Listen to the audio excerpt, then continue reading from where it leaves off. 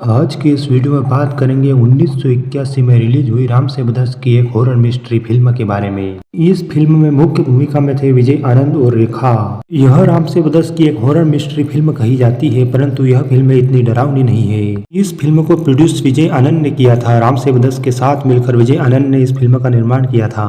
विजय आनंद देवानंद के भाई है और उन्होंने राम बलराम फिल्म भी डायरेक्ट की है। विजय आनंद कई फिल्मों को डायरेक्ट कर चुके हैं। देवानंद की भी बहुत सारी फिल्मों को इन्होंने डायरेक्ट किया है। देवानंद की गाइड और 9-2-11 जैसी फिल्मों को इन्होंने डायरेक्ट किया है। धर्मेंद्र और अमिताभ बच्चन की राम बलराम इनके डायरेक्शन में बन रही थी और इस फिल्म में रेखा भी काम कर रही थी। और राम बलराम की शूटिंग के दौरान ही विजय आनंद ने रेखा से फिल्म घुंघरू की आवाज में काम करने के बारे में बात की और वहीं से रेखा इस फिल्म को करने के लिए तैयार हो गई थी, ऐसा कहा जाता है। राम बलराम को रिलीज होने में 5 साल लग गए थे।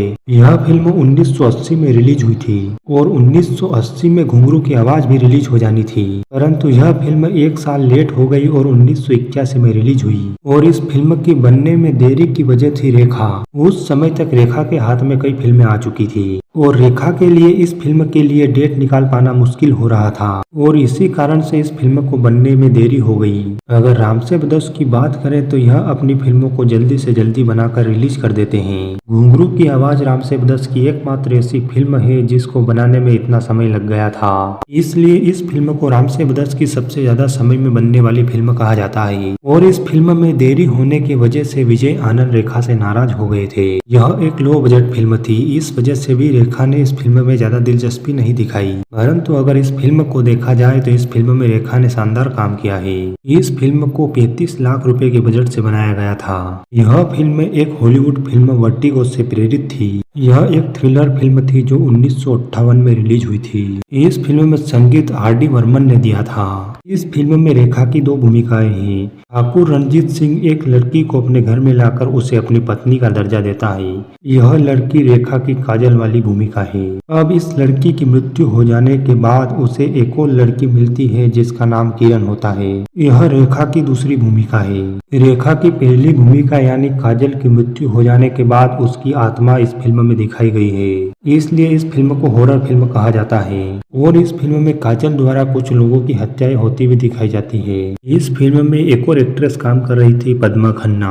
और फिल्म घुंघरू की आवाज में रेखा की जो वॉइस है उसको डब पद्मा खन्ना ने ही किया है, यानी घुंघरू की आवाज में रेखा की ओरिजिनल आवाज नहीं थी। रेखा की आवाज को पद्मा खन्ना ने डब किया था। पद्मा खन्ना इस फिल्म में काम भी कर रही थी और साथ ही इस फिल्म में रेखा की वॉइस को डब भी इन्होंने ही किया। अगर बॉक्स ऑफिस पर इस फिल्म का प्रदर्शन देखे तो यह फिल्म उस समय ज्यादा सफल नहीं रही थी। 35 लाख रुपए के बजट से बनी इस फिल्म ने बॉक्स ऑफिस पर वर्ल्ड वाइड 28 लाख रुपए का कलेक्शन किया था और यह फिल्म फ्लॉप हो चुकी थी।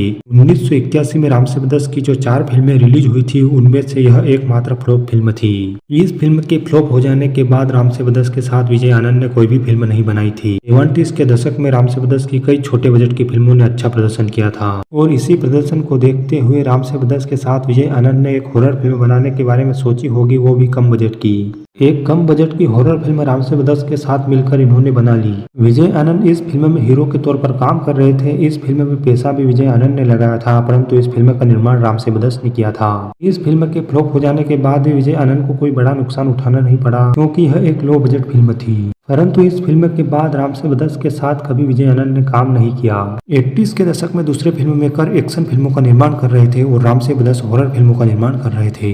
और 80s के दशक में राम से बदस के हॉरर फिल्मों के निर्माण के पीछे का कारण था 80s के दशक की शुरुआत यानी 1981 में राम से बदस की 3 ऐसी फिल्में जिनको प्रोड्यूस राम से बदस ने ही किया था। उन फिल्मों ने बॉक्स ऑफिस पर कमाल का प्रदर्शन किया था, जिसके बाद 80 के दशक में राम से बदस हॉरर फिल्मों का निर्माण करते गए और उनको सफलता मिलती गई।